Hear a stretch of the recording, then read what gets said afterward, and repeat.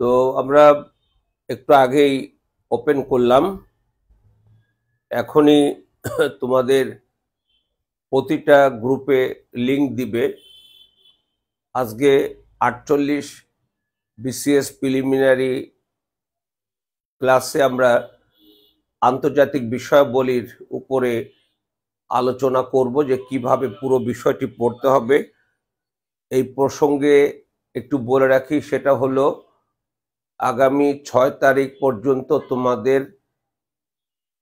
6000 টাকার জায়গায় 50% ডিসকাউন্ট দিয়ে 3000 টাকা, সাথে সাধারণ জ্ঞানের 4টি বই ফ্রি দেওয়ার আমাদের যে প্রতিশ্রুতি রয়েছে সেটা 6 তারিখ পর্যন্ত।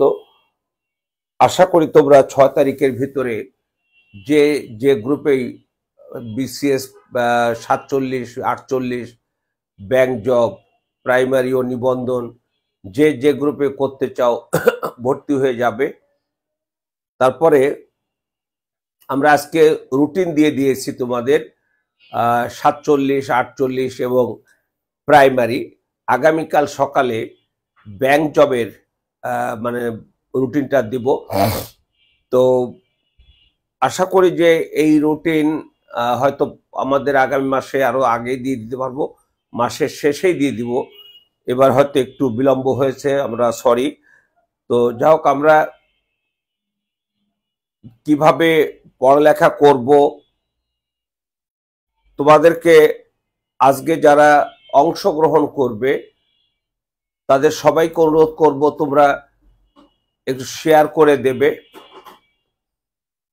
অংশগ্রহণ যারা করবে তারা বোঝার চেষ্টা করবে এবং তোমাদের কোনো রকমের প্রশ্নের উদ্রেক হলে সঙ্গে সঙ্গে লিখে জানাতে কোনো রকম সময় ক্ষেপণ করবে না। আর যে যা খুশি আমাকে সাধারণ জ্ঞানের প্রশ্ন করার সুযোগ নেবে।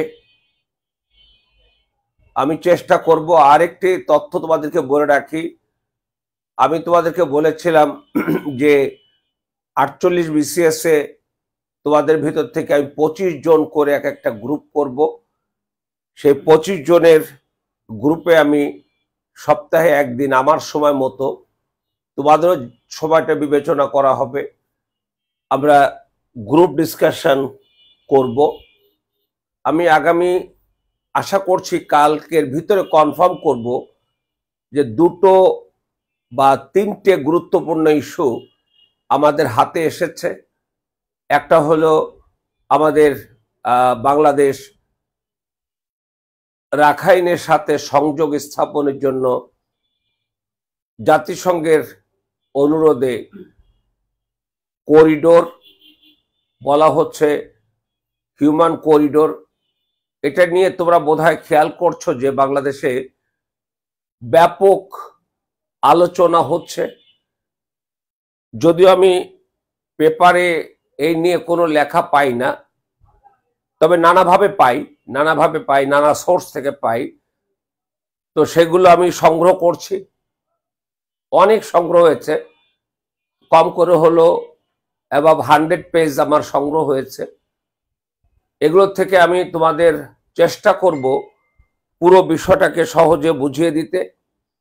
দ্বিতীয় আরেকটি বিষয়, সেটা হলো বাংলাদেশ ভারত সম্পর্কের ক্ষেত্রে সাম্প্রতিক যে বিষয়গুলো সেগুলো তোমরা কে কিভাবে দেখছো।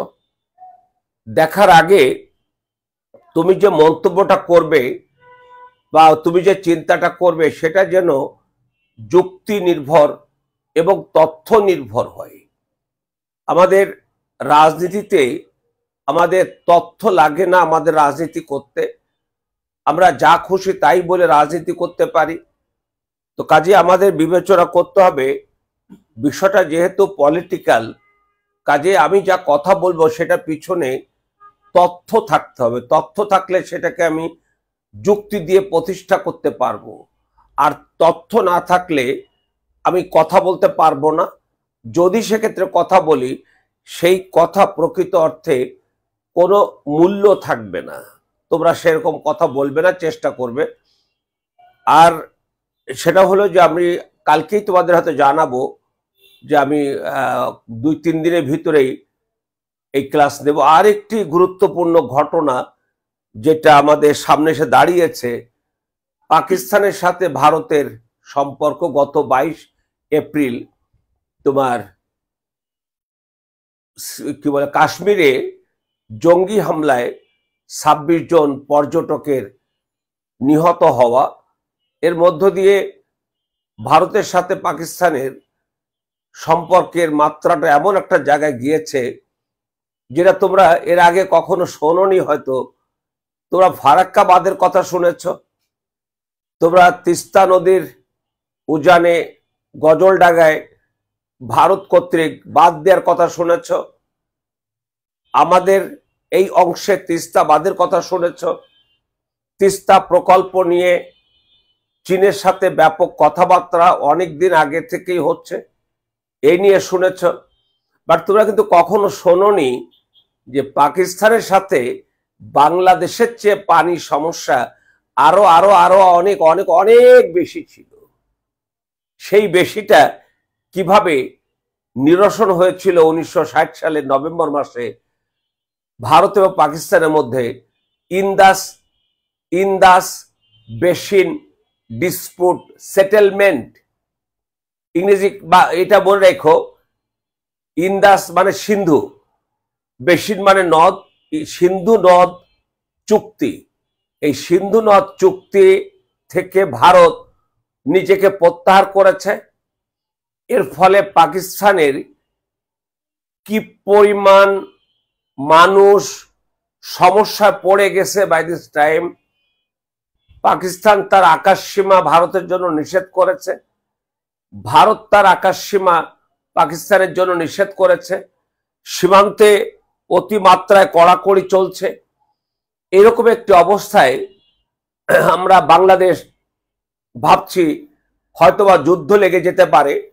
সেক্ষেত্রে বাংলাদেশের কেউ কেউ বিভিন্ন কথা বলছেন, সরকারি লেভেলে না, কোন একজন লোক বলছেন যে বাংলাদেশে উচিত হবে একেবারে 7 সিস্টার দখল করে নেওয়া। আবার সেটা সরকারের পক্ষ থেকে এটাকে বলা হয়েছে না, এটা ওনার ব্যক্তিগত কথা। তো ব্যক্তিগত কথা হলেও তো একটু তাকে জানতে হবে, বুঝে শুনে নিশ্চয়ই কথা বলেছে। তো যাক, এই বিষয়গুলো নিয়ে তোমরা যত আলোচনা করবে, কারণ আমি 48 বিধায় এই কথাগুলো বলছি, 47 হলে আমি এই কথাগুলো বলতাম না, 47 হলে এই কথাগুলো বলতাম না, কারণ 47 ডিরেক্ট দেখো আমি প্রশ্ন উত্তর আগামীকাল আমি 47 BCS প্রিলিমিনারিতে তোমাদের জাতিসংঘ এবং কোল্ড ওয়ার এই দুটো পর্বের অতীতে কি কি প্রশ্ন এসছে এবং ওখান থেকে কি কি প্রশ্ন হতে পারে তার উপরে পড়াবো আগামীকাল। তাহলে আগামীকাল রুটিনে লেখা নেই, রুটিনের বাইরে আমি কালকে পড়াবো। তারপর থেকে তোমাদের রুটিন মোতাবেক ক্লাস হয়ে যাবে। তো যাও আসো, সেটা হলো তোমরা সবসময় বিষয়টাকে গুছিয়ে রাখো এবং গঠনমূলক পড়ালেখা করার চেষ্টা করো। আন্দাজে দয়া করে পড়ার চেষ্টা করো না, তাহলে সময় নষ্ট হবে। আর যথোপযুক্ত গঠনমূলক অধ্যয়নের জন্য তোমাকে অ্যাট ফার্স্ট সিলেবাসটা ভালো করে দেখতে হবে। আবারও বলছি, আজকে আমি তোমাদেরকে বলছি সেটা হলো এই যে আন্তর্জাতিক বিষয়াবলী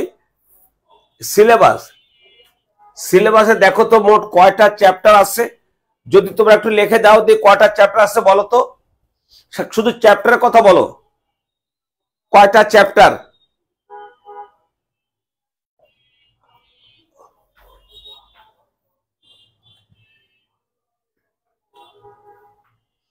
একটু বলো সিলেবাসে কয়টা চ্যাপ্টার, একটু লিখে দাও।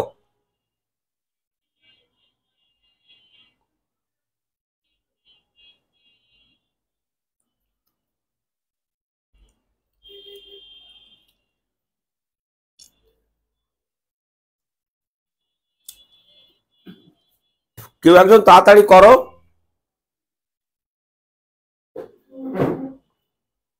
সিলেবাসের চ্যাপ্টার কয়টা?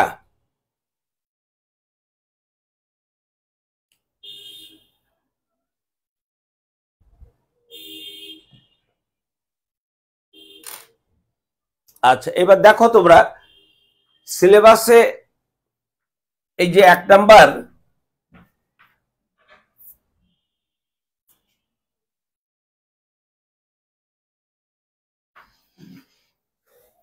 দেখো 1 নাম্বার হলো বৈশ্বিক ইতিহাস, আঞ্চলিক এবং আন্তর্জাতিক ব্যবস্থা, ভূ রাজনীতি, কমা দিয়ে। অর্থাৎ 1 নাম্বার চ্যাপ্টারে আমাদের এইটা হলো 1, এইটা হলো 2 এবং এইটা হলো 3। তাহলে কি দাঁড়ালো?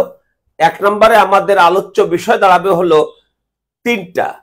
এবার 2 নাম্বার দেখো তোমরা, 2 নম্বরে কি আছে? আন্তর্জাতিক নিরাপত্তা, এটা হলো 1।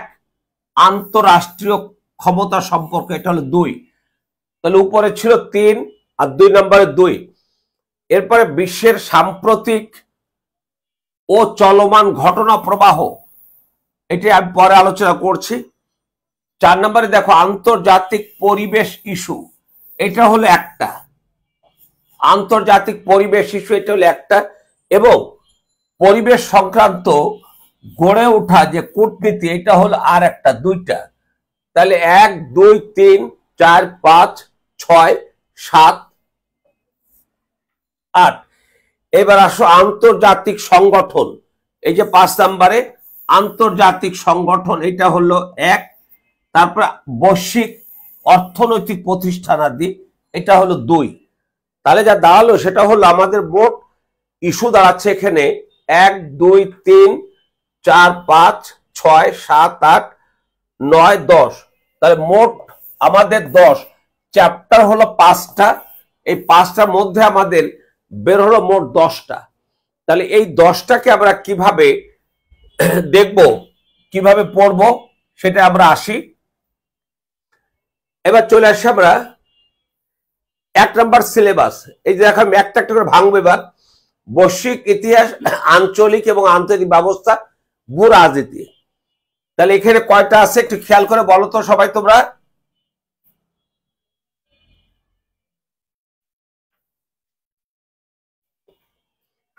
একটা, 2টা, 3টা। তোমরা কি বুঝতে পারছো কয়টা আছে? লেখাটা পরিষ্কার বুঝতে যায় না নাকি?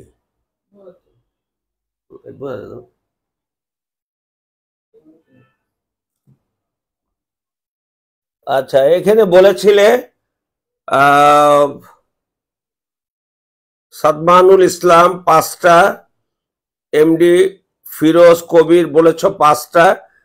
5টা ভেঙে মোট হয়েছে 10টা। এবার আমি একটা একটা করে আলোচনায় যাব। প্রথমে আমি আলোচনায় যাব হলো বৈশ্বিক ইতিহাস। প্রথম আলোচনা যাব বৈশ্বিক ইতিহাস। তাহলে আসো বৈশ্বিক ইতিহাসটা আলোচনা করে আসি। সেটা হলো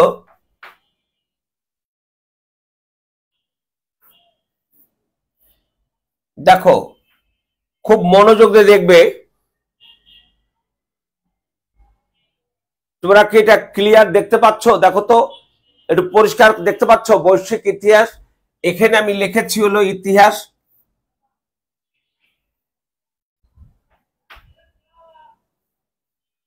দেখো এখানে লিখেছি ইতিহাস। ইতিহাসকে দুটো ভাগ করেছি, একটা হলো বিশ্ব ইতিহাস, যার ইংরেজি হচ্ছে ওয়ার্ল্ড হিস্ট্রি, আর একটা হচ্ছে বৈশ্বিক ইতিহাস, এখানে কথাটা চলে গেছে, যার ইংরেজি হচ্ছে গ্লোবাল হিস্ট্রি।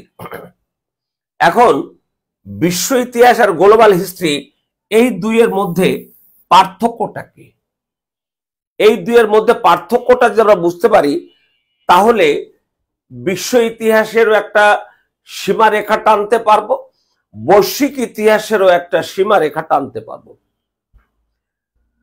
তোমার বিশ্ব ইতিহাস মানে হলো বিশ্বকে নিয়ে যে ইতিহাস, বিশ্বকে।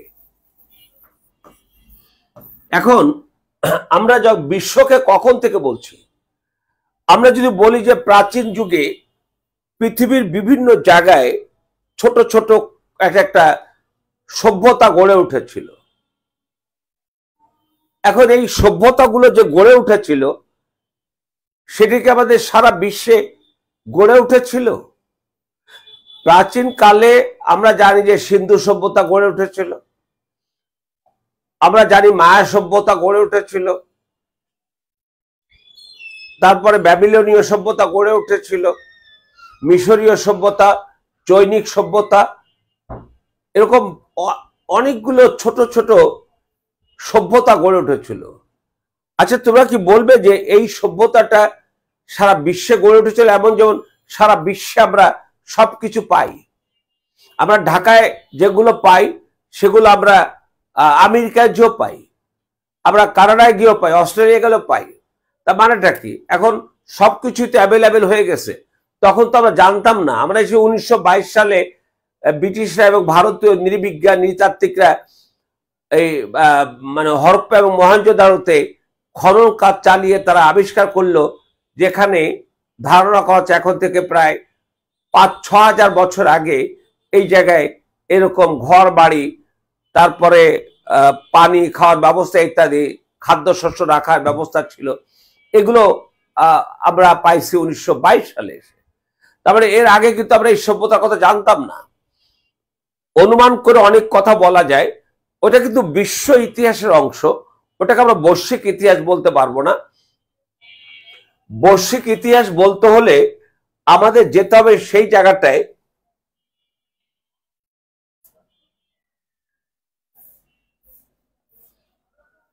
একটু দেখো। আমরা প্রত্যেকটা বিষয়কে খেয়াল করব। একটা ঘটনা যদি না ঘটে তার প্রতিক্রিয়া হয় না, আর প্রতিক্রিয়া না হলে পরবর্তী আরেকটি ঘটনা ঘটে না। যেমন আমেরিকা যদি অ্যাটম বোমা বানাবার উদ্যোগী না হতো, সোভিয়েতের মধ্যে প্রতিক্রিয়া হতো না। প্রতিক্রিয়া না হলে সোভিয়েত ইউনিয়ন অ্যাটম বোমা বানাতো না। অথবা ভারত যখন অ্যাটম বোমা বানালো, এর প্রতিক্রিয়া হলো পাকিস্তানে হয়েছে বিধায় তার ফলাফলটা হচ্ছে পাকিস্তানও অ্যাটম বোমা বানিয়েছে। অর্থাৎ একটা ঘটনা আরেকটি ঘটনার জন্ম দেয়। এটি ইতিহাসের পরস্পর বয়ে আসছে অনন্তকাল যাবৎ। আমরা আসছি সেই জায়গায়, আমরা একটা ঘটনার কথা বলছি। আমরা একটা ঘটনার কথা বলছি, দেখো। এই ঘটনা হচ্ছে 1914 থেকে 1918, এই সময়ের মধ্যে একটা যুদ্ধ হয়েছিল। যুদ্ধতে একটা ঘটনা, তোমরা বোধহয় ভাবছো প্রথম বিশ্বযুদ্ধের কথা বলছি। আমি বিশ্বযুদ্ধ বলছি না। এই সময় একটা ঘটনা ঘটল, যুদ্ধ। এই যুদ্ধের প্রতিক্রিয়া কি ছিল? তো দেখো, যে কোনো যুদ্ধের প্রতিক্রিয়ায় শান্তি এবং নিরাপত্তা এই বিষয়টা থাকে। অতীতে অসংখ্য যুদ্ধ হয়েছে, তারও প্রতিক্রিয়া ছিল। এই অতীতে যে যুদ্ধ হয়েছে তার প্রতিক্রিয়া ছিল। এই 1914 থেকে 1918 পর্যন্ত সংগঠিত এই যুদ্ধের প্রতিক্রিয়ায় যুক্ত হয়েছিল বিশ্ব। খেয়াল করো, বিশ্ব। এর আগে ফ্রান্সের সাথে ব্রিটেনের যুদ্ধ হয়েছে, আমেরিকার সাথে ব্রিটিশ বাহিনীর যুদ্ধ হয়েছে। তোমার ইউরোপে 1618 থেকে 1648 পর্যন্ত 30 বর্ষব্যাপী যুদ্ধ হয়েছে। যে যুদ্ধের প্রতিক্রিয়ায় জার্মানির ওয়েস্টফেলিয়ায় চুক্তি হয়েছিল, যে চুক্তি আমাদের আধুনিক রাষ্ট্রের ভিত্তি গড়ে দিয়েছে। এই যে একটা ঘটনা প্রতিক্রিয়া আর একটা ঘটনা ঘটে গেল, আর একটা ঘটনা ঘটবে, তার প্রতিক্রিয়া আর একটা ঘটনা ঘটবে। যেটা বলছিলাম, 1914 থেকে 1918 সালের যুদ্ধে যে শান্তি এবং নিরাপত্তা প্রতিক্রিয়া, সেখানে বিশ্ব শব্দটা যোগ হলো। এখন এই বিশ্ব, এটি মূলত বলেছিলেন 1918 সালের জানুয়ারি মাসের 8 তারিখে মার্কিন প্রেসিডেন্ট উড্রো উইলসন তার সিনেটে ভাষণ দিয়ে তিনি বলেছিলেন, 14 দফা দিয়েছিলেন, বলেছিলেন যে আমাদেরকে আগামী দিনে যাতে যুদ্ধ না হয় বা যুদ্ধ হলে যেন তা মানে শান্তিপূর্ণ সমাধান করা যায়, তার জন্য আমাদের একটি আন্তর্জাতিক ব্যবস্থা। 1918 সালের 9 নভেম্বর জার্মানির কাইজার দ্বিতীয় উইলিয়াম পালিয়ে হল্যান্ডে চলে গেলেন। 11 নভেম্বর জার্মানি ফ্রান্সের পেতেনে ফরাসি জেনারেল পেত্রিশের ফসের কাছে আত্মসমর্পণ করলে ওই যুদ্ধ সমাপ্ত হয়। জানুয়ারি 1919 ওই যুদ্ধে যারা মিত্রপক্ষ ছিল এই মিত্রপক্ষের সাথে বিশ্বের অন্যান্য সহযোগী দেশ ছিল, তাদের নিয়ে প্যারিসে একটি সম্মেলন হলো, যেটাকে বলা হয় প্যারিস পিস কনফারেন্স। সেই শান্তি সম্মেলনে প্রথমে কথা উঠলো যে মার্কিন প্রেসিডেন্ট উড্রো উইলসন সাহেব, আপনি যে নতুন বিশ্ব ব্যবস্থার কথা বলেছিলেন সেটি করার জন্য তার নাম কি হবে এবং তার গঠনতন্ত্রটা আপনি করুন। তখন মার্কিন প্রেসিডেন্ট উড্রো উইলসন তার নামকরণ করলেন লিগ অফ নেশনস এবং তার চার্টার বা গঠনতন্ত্র তৈরি করলেন। এই যে লিগ অফ নেশনস গঠন হলো 1919 সালে, যদিও আনুষ্ঠানিকভাবে 1920 সালের 10 জানুয়ারি লন্ডনের সম্মেলনের মাধ্যমে যাত্রা শুরু হয়। এই জন্য প্রতিষ্ঠার কাল 1919 অথবা 1920 দুভাবেই ব্যাখ্যা করা যাবে। আমরা যেটা বলতে চাইবো সেটা হলো এই লিগ অফ নেশনসটাই হলো বিশ্বের, দেখো তো, এই প্রথম বিশ্বের জাতিগুলোকে আমাদের এক জায়গায় আনার ব্যবস্থা হলো কিনা। দেখো তো, এর মধ্য দিয়ে গ্লোবাল হয়ে গেল। এই যে গ্লোবাল, অর্থাৎ গ্লোবাল, এই দেখো তো এখন গ্লোবাল হিস্ট্রি হয়ে গেল কিনা। সারা বিশ্বকে নিয়ে যে ইতিহাস, সেটি হচ্ছে বৈশ্বিক ইতিহাস। আর বিশ্বের এই ইতিহাসটা গড়ে দিয়েছে 1914 থেকে 18 পর্যন্ত যুদ্ধের ফলাফল হিসাবে লিগ অফ নেশনস এর মাধ্যমে। তাহলে আমরা একটা জিনিস পেয়ে গেলাম, তা হলো আমাদের আন্তর্জাতিক বিষয়াবলীর বৈশ্বিক ইতিহাস, তার একটা সূচনা আছে, একটা শুরুর সময় আছে। সেই শুরুর সময়টা হচ্ছে হলো প্রথম বিশ্বযুদ্ধের মধ্য দিয়ে এবং লিগ অফ নেশনস এর মধ্য দিয়ে। তারপর আমরা কি দেখি? আমরা দেখি হলো 1939 থেকে 1945 পর্যন্ত আর একটা যুদ্ধ হয়েছিল। সেই যুদ্ধের যে প্রতিক্রিয়া, সেখানেও ছিল এই বিশ্ব শান্তির প্রতিক্রিয়া। সেখানে গঠন হয়েছিল জাতিসংঘ, ইউএনও। এই ইউএনও হওয়ার ফলে আমরা যা পেলাম তা হলো আরেকটি বিশ্ব ব্যবস্থা। ওই যে 14 থেকে 18 পর্যন্ত যুদ্ধ গড়ে দিল পৃথিবীর প্রথম বিশ্ব ব্যবস্থা লিগ অফ নেশনস। বিশ্ব ব্যবস্থা গড়ে দিল বিধায় এই যুদ্ধের নাম হয়ে গেল বিশ্বযুদ্ধ। আবার যখন আর একটা ব্যবস্থা হলো তখন হয়ে গেল ওটাও বিশ্বযুদ্ধ। তখন এইটা হয়ে গেল প্রথম, এইটা হয়ে গেল দ্বিতীয়। তাহলে আমার ধারণা তো আমরা বুঝেছ বিশ্বকে নিয়ে যে ইতিহাস। আমি এর আগে সারা বিশ্বের জাতিগুলোকে নিয়ে এরকম উল্লেখযোগ্য কোনো ঘটনা ঘটেনি। সে কারণে আমরা আগের সব ইতিহাসকে বলবো বিশ্ব ইতিহাস। এখনো যা হয়েছে এবং হচ্ছে তাও বিশ্ব ইতিহাস, কিন্তু যেগুলো বিশ্বকে নিয়ে সেগুলো বৈশ্বিক ইতিহাস। আমি যদি এভাবে বলি, সব কিছু বিশ্ব ইতিহাসের অংশ, কিন্তু সব বৈশ্বিক ইতিহাসের অংশ না। তাহলে বৈশ্বিক ইতিহাসের অংশ আমরা পাচ্ছি সেই সময় থেকে। আজকে আমরা যদি দেখি যে দুইটা দেশের মধ্যে যুদ্ধ, তুমি একটু চিন্তা করো, দুইটা দেশের মধ্যে যুদ্ধ, আগে অসংখ্য যুদ্ধ হয়েছে, প্রতিবেশী দেশ টেরও পায় নাই। কিন্তু আজকে যদি আমি দেখি রাশিয়া ইউক্রেন যুদ্ধ, সেটা কি প্রভাব শুধু রাশিয়া ইউক্রেনের মধ্যে থাকে নাকি সারা বিশ্বব্যাপী পড়ে? আজকে যদি পাকিস্তান ভারতের মধ্যে যুদ্ধ শুরু হয়, দুটোই পরমাণু অস্ত্র তাদের হাতে রয়েছে। যদি কোন রকম সেটা ব্যবহার করে তাহলে কি ভয়াবহ পরিণত হতে পারে। তাহলে এটা কি শুধু পাকিস্তান এবং ভারতের মধ্যে? আমাদের বাংলাদেশের প্রধান উপদেষ্টা অলরেডি বলেছেন যে যুদ্ধ আসতে পারে, আমাদেরকে প্রস্তুত থাকতে হবে। তা মানেটা হচ্ছে যুদ্ধের প্রভাব এখন আজকে ফিলিস্তিনের সাথে ইসরায়েলের যুদ্ধ হচ্ছে। এই যুদ্ধটা কি শুধু সেখানে হচ্ছে? আমাদের বাংলাদেশের মানুষ কি আমরা সেই যুদ্ধের অংশ হয়ে যায়নি? সারা বিশ্বকে প্রভাবিত করছে না? রাশিয়া ইউক্রেন যুদ্ধ যদি শুরু না হতো 22 সালের ফেব্রুয়ারি মাসের 24 তারিখে ইউক্রেনকে আক্রমণের মধ্য দিয়ে যুদ্ধ শুরু না হতো, তাহলে তো আজকে বাংলাদেশের যে মূল্যস্ফীতি সেটা হতো না।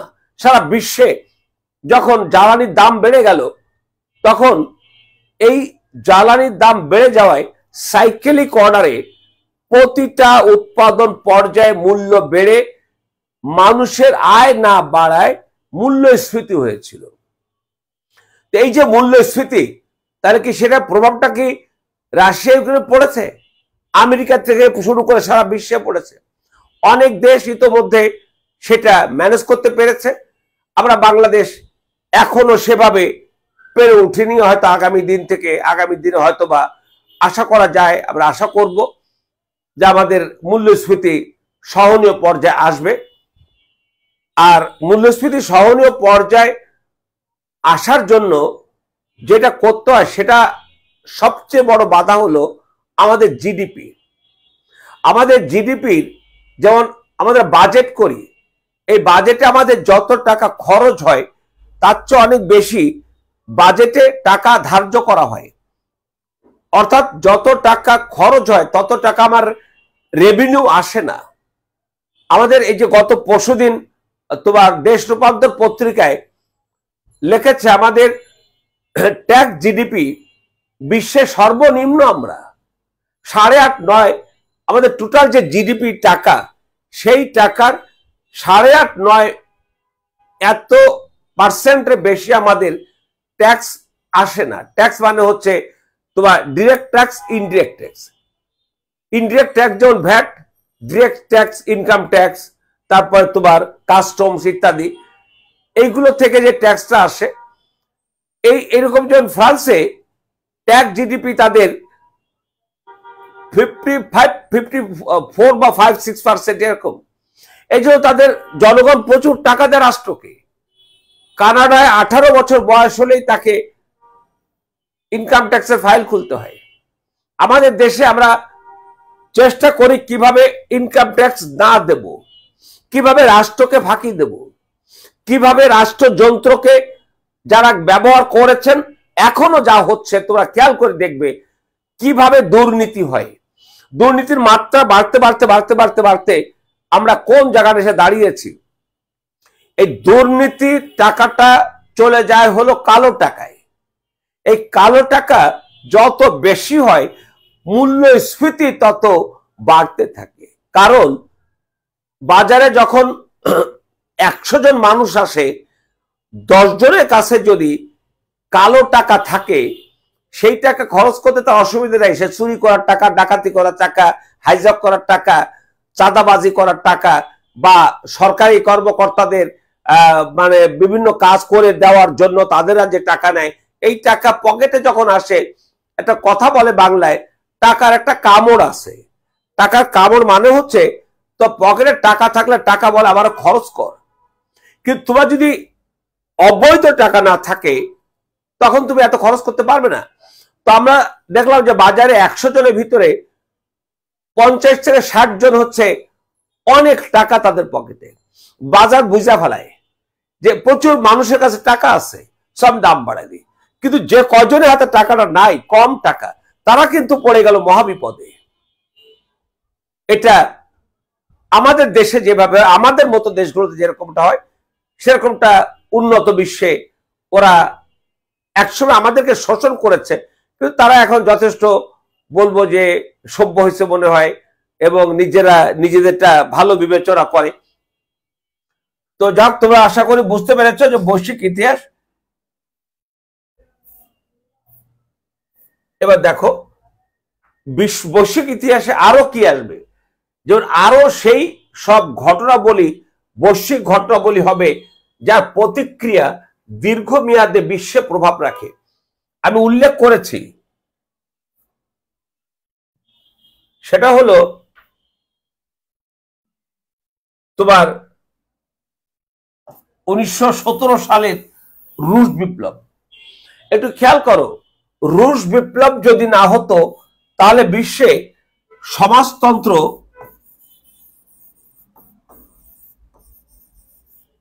আসতো না। সমাজতন্ত্র যদি না আসতো তাহলে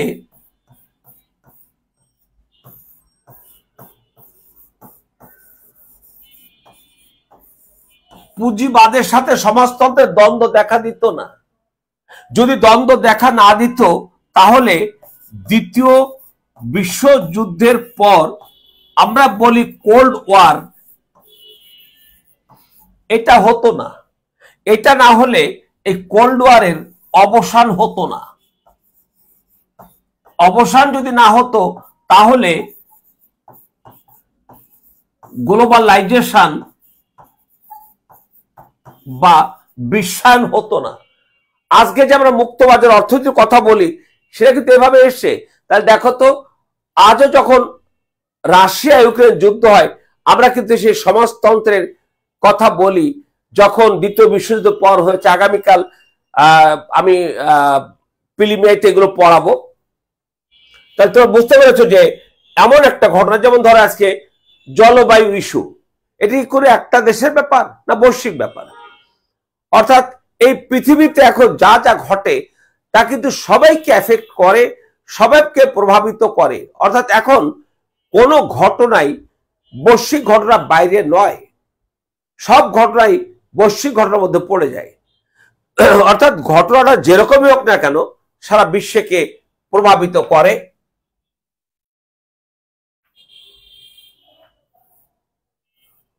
এবার দেখো আঞ্চলিক এবং আন্তর্জাতিক ব্যবস্থা। এখানে আমরা আন্তর্জাতিক ব্যবস্থায় এই লিগ অফ নেশনস এবং জাতিসংঘ আলোচনা করব। তারপর আসো ভূ রাজনীতি। ভূ রাজনীতি এটি তোমরা সাম্প্রতিক সময় ব্যাপক ব্যবহৃত আলোচিত একটি শব্দ। অর্থাৎ ভূমিকে নিয়ে রাজনীতি, ভূগোলকে নিয়ে রাজনীতি, ভূগোলের সব অংশ নিয়ে রাজনীতি হয় না। যেমন আজকে আমরা অনেক লেখা দেখছি, অনেক কথা শুনছি যে আমেরিকা গত সরকার প্রধান বলেও গিয়েছেন যে তিনি এই রাখাইন সহ আমাদের কিছু অঞ্চল নিয়ে একটা রাষ্ট্র গঠন করতে চান। সেই জায়গায় তিনিও বলেছিলেন যে আমি যদি সেটা করতে দেই তাহলে ক্ষমতায় থাকতে পারবো, আমি যদি সেন্ট মার্টিন দেই তাহলে ক্ষমতায় থাকতে পারবো, না দিলে পারবো না। তার মানেটা হলো সেই শেখ হাসিনা যা যা বলেছিলেন সেগুলো সম্ভবত আমরা বাংলার মানুষ আজকে লক্ষ্য করছি যে সেরকম আমি জানি না সেরকম হবে কিনা বা সেরকমটা কিনা। তবে অনেকেই কিন্তু বলা বলি করছে, লেখালেখি হচ্ছে, যারা টকশো করছেন তারা বলছেন, যারা সাংবাদিক টকশো করছেন তারা লিখছেন, সবাই বলছেন। তো যেটা বলছিলাম সেটা হলো আমরা আজকে গভীর সমুদ্র বন্দর মাতার বাড়িতে করেছি। এই গভীর সমুদ্র বন্দর এর দিকে নজর পড়েছে অনেকের। আজকে আমরা এমন একটি জায়গায়, আমাদের বঙ্গোপসাগরের উপরে ব্যাপক প্রভাব রয়েছে, কিন্তু সেই জায়গায় আমরা কারোর সাথে শেয়ার করি না। আমরা এখানে মনে করি যে এখানে আন্তর্জাতিকভাবে শাশ্বত কাল যাবৎ ব্যাপক ভিত্তিক বাণিজ্য চলছে। এটা একটা নির্বিঘ্ন বাণিজ্যিক অঞ্চল, বাণিজ্য যাতায়াতের জায়গা। এখানে চীনের সাথে আমেরিকার দ্বন্দ্ব তার প্রভাব পড়ুক, আমরা বাংলাদেশটা চাই না। বাংলাদেশ চেলে সেখানে বাংলাদেশকে ভাগ হয়ে যেতে হবে। বাংলাদেশকে কেউ যাবে এক পক্ষে, কেউ যাবে আর এক পক্ষে। এটা হওয়া কতটা ঠিক হবে বা ঠিক হবে না সেটা বিবেচনার দাবি রাখে। তারপর দেখো এখানে দুটা দিক, একটা হচ্ছে পলিটিক্যাল জিওগ্রাফি আর হচ্ছে জিও পলিটিক্স। এখন পলিটিক্যাল জিওগ্রাফি বানাচ্ছে ভূগোলের মানে একটা যেমন আমি বলছিলাম যে আমাদের এখন বাংলাদেশের কক্সেস বাজার অঞ্চল রাখাইনের সাথে করিডোর, খেয়াল করো এখন আমাদের কিন্তু বাংলাদেশের ওই দিনাজপুর নিয়ে রাজনীতি হচ্ছে না, এখন রাজনীতি হচ্ছে কি বলবো যে রাখাইনের সাথে আমাদের একটা বাংলাদেশের ভিতর দিয়ে নিরাপদে তাদের খাদ্য ওষুধ। কারণটা হলো কি, একদিকে আরাকান আর্মির সাথে যুদ্ধ হচ্ছে মায়ানমারের জান্তা বাহিনীর, অপরদিকে আরাকানের এখনো রয়ে যাওয়া 5 লক্ষাধিক রোহিঙ্গা, তাদেরকে আবার আরাকান আর্মি ব্যাপকভাবে নির্যাতন করে তাদের কাছ থেকে টাকা নিয়ে হয়তো কাউকে থাকতে দিচ্ছে অথবা কাউকে না কাউকে অনেক মেরে ভেড়ে বিদায় করে দিচ্ছে। ইতোমধ্যে প্রায় বছরখানেকের মধ্যে 1,13,000 রোহিঙ্গা বাংলাদেশে ঢুকেছে।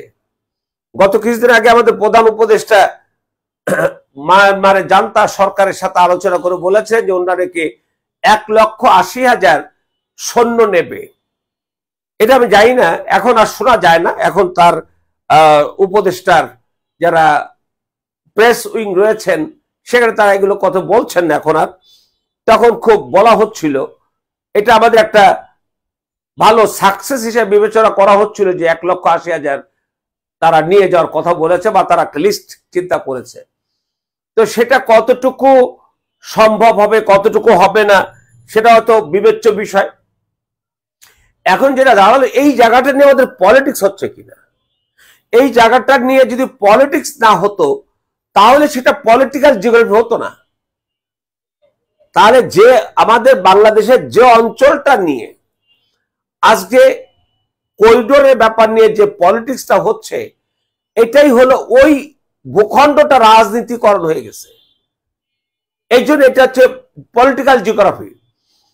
আর জিও পলিটিক্স হলো এর কাজ হচ্ছে রাজনীতি নিয়ে আলোচনা। সে কিন্তু সব রাজনীতি নিয়ে আলোচনা করে না, সে সেই রাজনীতি নিয়ে আলোচনা করে যার সাথে আবার ভূগোলের সম্পর্ক আছে, অর্থাৎ দুটো পরস্পর পরিপূরক। ভূগোল থেকে রাজনীতি, রাজনীতি থেকে ভূগোল। অর্থাৎ আমি আমার রাজনৈতিক চরিতার্থ করার জন্য অমুকখানে যাব, তখন এটা ভূগোলে চলে গেল। আবার ভূগোলকে কেন্দ্র করে রাজনীতির উদ্ভব হয়, এই জন্য এই দুটোকে ভাগ করা হয়েছে। তারপর আসো, এখানে একটু বর্ণনা করা আছে, পিডিএফ এ তোমাদের পিডিএফ দিয়ে দেবে, ক্লাস শেষে দিয়ে দিচ্ছি, এটা সব পেয়ে যাবে। সিলেবাসে 2 দেখো, আন্তর্জাতিক নিরাপত্তা আন্তরাষ্ট্রীয় ক্ষমতা সম্পর্ক। আন্তর্জাতিক নিরাপত্তা মানে হলো যখন নিরাপত্তার ক্ষেত্রে শুধু একটা জাতি থাকে না, আন্তর্জাতি ইন্টারন্যাশনাল আন্তর্জাতির মধ্যে সম্পর্ক গড়ে ওঠে। অর্থাৎ নিরাপত্তার বিষয়ে আমরা একাধিক 2 বা ততোধিক রাষ্ট্র যখন বিবেচনা করি তখন সেটা আন্তর্জাতিক নিরাপত্তা হয়। এই আন্তর্জাতিক নিরাপত্তার ধারণা প্রথম বিশ্বযুদ্ধের পর ফ্রান্সের ভয় ছিল জার্মানির প্রতি, সে কারণে ফ্রান্স তার নিরাপত্তার জন্য ব্যাপক চিন্তা ভাবনা করেছে, তার থেকে এটা উদ্ভব হয়েছে। তাহলে আন্তর্জাতিক নিরাপত্তার বিষয়টি তখনই আসবে, দেখো হুমকি যদি না থাকে নিরাপত্তা ব্যবস্থা থাকবে না। যেমন আজকে পাকিস্তান চীন বা ভারত যদি যুদ্ধ হয় সেক্ষেত্রে আমেরিকার ভূমিকা কি হবে আমরা তা দেখতে পাচ্ছি, রাশিয়া কি বলেছে তা দেখতে পাচ্ছি, চীন কি বলেছে তা দেখতে পাচ্ছি। আমাদের বাংলাদেশ ভারতের নিকট পূর্বের দেশ, আমাদের উপরে কেমন প্রভাব পড়বে সেটা আমরা লক্ষ্য করছি। আমাদের উপরে হুমকি অবশ্যই বিবেচনা রাখতে হবে। আমরা এখন হুমকি মুক্ত না, যদিও যুদ্ধ এখনো বাধেনি, আশা করব যে যুদ্ধ যেন না হয়। যুদ্ধ হলে আমাদের উপরে ব্যাপক প্রভাব পড়বে এবং পাকিস্তানের অর্থনীতি আমাদের চেয়ে অনেক কম, আর আমাদের অর্থনীতি এখন খুব একটা ভালো পজিশনে নেই। ইতোমধ্যে বিশ্বব্যাংক বলেছে এবছর আমাদের 30 লক্ষ মানুষ দরিদ্র থেকে অতি দরিদ্র সীমার নিচে চলে যাবে, তাতে করে আমাদের চরম দারিদ্র্যের হার বেড়ে যাবে। তারপর চলে আসো আন্তরাষ্ট্রীয় ক্ষমতা সম্পর্ক, অর্থাৎ একটা রাষ্ট্রের সাথে আরেকটা রাষ্ট্রের যে সম্পর্ক, সেক্ষেত্রে কি থাকে দেখো, আমরা রাষ্ট্র ব্যবস্থার উদ্ভব যদি না হয় তাহলে তো আমরা রাষ্ট্র সম্পর্ক হবে না। আবার রাষ্ট্রের সম্পর্কের সাথে একটা আদর্শ আছে, এই সম্পর্ক গড়ে ওঠা, এটা নিয়ে কথা বলবো। তারপর আসলে দেখে এক্ষেত্রে কি থাকে, এক্ষেত্রে থাকে ফরেন পলিসি, পররাষ্ট্রনীতি, এবং সে পররাষ্ট্রনীতির আগে থাকলে কূটনীতি। তার মানে আমাদের ডিপ্লোমেসি সম্পর্কে এবং ডিপ্লোমেসির মাধ্যমে ফরেন পলিসিতে উন্নীত হওয়া এই প্রক্রিয়ার তথ্যগুলো এখানে জানতে হবে। এরপর সিলেবাসে 3 বিশ্বের সাম্প্রতিক ঘটনা। এখানে দেখো, ইসরায়েল ফিলিস্তিন যুদ্ধ, রাশিয়া ইউক্রেন যুদ্ধ, মিয়ানমারের গৃহযুদ্ধ, তাইওয়ান ইস্যুতে চীন আমেরিকা সম্পর্ক, লোহিত সাগরে বাণিজ্যিক জাহাজে হুতি বিদ্রোহীদের আক্রমণ, বাংলাদেশের ভূ রাজনৈতিক গুরুত্ব, এখানে আমাদের এই সাম্প্রতিক বিষয়গুলো আসবে। তারপর 4 নম্বর দেখো, আন্তর্জাতিক পরিবেশ ইস্যু। পরিবেশ তো পরিবেশ, সেটা আবার ইস্যু হলো কেন? ইস্যু হলো তখনই যে শিল্প বিপ্লব সূচিত হওয়ার পর শিল্প বিপ্লবের বিকাশ ঘটেছে। আমরা এখন 5ম শিল্প বিপ্লবের কথা কখনো কখনো বলে থাকি। এর ফলে হয়েছে কি যে শিল্প বিপ্লব বিকাশ হয়েছে জীবাশ্ম জ্বালানি ব্যাপক ব্যবহারের ফলে। অর্থাৎ জ্বালানি ছাড়া, তাপ ছাড়া কোনো ইঞ্জিন কাজ করে না। অর্থাৎ ইঞ্জিনের অন্তর্দহন এর ফলে ইঞ্জিন ক্রিয়াশীল হয়। তো তার ফলে হয় কি যে আমরা জীবাশ্ম জ্বালানি ব্যবহার করেছি। জীবাশ্ম জ্বালানি ব্যবহার করায় অতিমাত্রায় কার্বন নিঃসরিত হয়। আর কার্বন নিঃসরিত হওয়ার ফলে আমাদের সূর্য থেকে আসা অথবা প্রকৃতির যে বায়বীয় যে স্তরগুলো রয়েছে সেগুলোর যে ওজন, তার চেয়ে মানব সৃষ্ট যে ওজন সেটা ভারী। ফলে প্রাকৃতিক পরিবেশের সাথে এই কার্বন দ্বারা কিছু ক্লোরোফ্লোরো কার্বন সংঘাত ঘটে। এই সংঘাতের ফলে একটা সময় এটি আমাদের 10 কিলোমিটার থেকে 50 কিলোমিটার পর্যন্ত যে সাকনি বা ওজন লেয়ার বলি, সেখানে আঘাত করেছে, ফাটল হয়েছে। ফাটল হওয়ার পরে ধরা পড়লো যে এখান দিয়ে সূর্যের অতি বেগুনি রশ্মি আসছে। এটা তো বলে মিথ্যা না যে আজকে পৃথিবীর গ্লোবাল ওয়ার্মিং বলে বৈশ্বিক উষ্ণায়ন কি মাত্রায় বেড়ে গেছে, আমরা বাংলাদেশেও লক্ষ্য করছি। তো এখন এর ফলে হয়েছে কি যে এখন পরিবেশটাই ইস্যু হয়ে গেছে, সমস্যা হয়ে গেছে। সমস্যা কি? আমাদের পরিবেশ এখন তাপমাত্রা বেড়ে যাচ্ছে। আর তাপমাত্রা বাড়ার ফলে একদিকে মরু অঞ্চল আরো মরুকরণ হচ্ছে, অপরদিকে মেরু অঞ্চলে বরফ গলে উপকূলের দেশগুলোর পানি উচ্চতা বেড়ে যাচ্ছে। বাংলাদেশ এরকম একটা ভয়াবহ বাস্তবতার মধ্যে রয়েছে। এই সমস্যা যখন আসলো তখন 1968 সালে সুইডেন গভর্নমেন্ট জাতিসংঘ কাছে একটা চিঠি পাঠালো। তারা বলল যে পৃথিবীতে এখন দূষণের পরিমাণ অনেক বেড়ে গেছে, আপনারা একটা ব্যবস্থা নেন। তখন জাতিসংঘ 1968 সালে সিদ্ধান্ত নিল যে 1972 সালে জুন মাসের 5 থেকে 14 তারিখ পর্যন্ত কোপেনহেগেনে আমাদের মানব পরিবেশ সংক্রান্ত প্রথম সম্মেলন হবে। এর মধ্য দিয়ে এই কূটনীতি সম্পর্ক, পরিবেশ সংক্রান্ত আমাদের কূটনীতি শুরু হয়ে গেল। তাহলে পরিবেশ যখন ইস্যু হলো, এই ইস্যু থেকে পরিত্রাণের জন্য শুরু হলো কূটনীতি। সেই কূটনীতি এবার 2026 সাল 25 সালে আমরা জানি যে ব্রাজিলে কনফারেন্স অফ দ্য পার্টিস 30 অনুষ্ঠিত হবে। এর পাশে সিলেবাস আন্তর্জাতিক 5 নম্বর আন্তর্জাতিক সংগঠন, বৈশ্বিক অর্থনৈতিক প্রতিষ্ঠানাদি। এখানে দুটো বিষয়। আন্তর্জাতিক সংগঠন, এখানে লিগ অফ নেশন, বিশ্ব ব্যাংক, জাতিসংঘ তোমরা পড়বে না, এখানে পড়বে তোমরা ন্যাম, কমনওয়েলথ, ওআইসি, আরব লীগ, এরকম। আবার অনেকগুলো আছে নিছক অর্থনৈতিক জোট, রাজনৈতিক জোটও তার মধ্যে আছে, যেমন ইউরোপীয় ইউনিয়ন, অ্যাপেক, আসিয়ান, এরকম কতগুলো অর্থনৈতিক প্রতিষ্ঠান। আর হচ্ছে বৈশ্বিক অর্থনৈতিক প্রতিষ্ঠানাদি। এটি মূলত শুরু হয়েছে দ্বিতীয় বিশ্বযুদ্ধের সময় ব্রেটেন উড থেকে। ব্রেটেন উডে 1944 সালে জুলাই মাসের 1 থেকে 22 তারিখ পর্যন্ত 44টা দেশের 7 শতাধিক অর্থনীতিবিদ তারা সম্মেলন করে 3টা সিদ্ধান্ত নিয়েছিল। একটি আইবিআরডি করব, একটি আইএমএফ করব, একটি ওয়ার্ল্ড ট্রেড অর্গানাইজেশন করব। এভাবেই শুরু হলো বিশ্ব ব্যাংকের যাত্রা। আজকে আমরা তার মাধ্যমে বৈশ্বিক ঋণ ব্যবস্থাপনা পেয়েছি।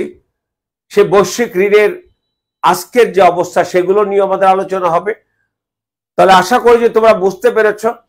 একটু পরে তোমাদের সেই এটা দিচ্ছে, আমি পিডিএফটা দিয়ে দিচ্ছি তোমাদের 48 গ্রুপে, তোমরা এটা দেখে নিও। তো ভালো থেকো। আর রুটিন পেয়েছো, রুটিন মোতাবেক তোমরা ক্লাসের প্রস্তুতি নেবে। সবাইকে ধন্যবাদ, ভালো থাকবে।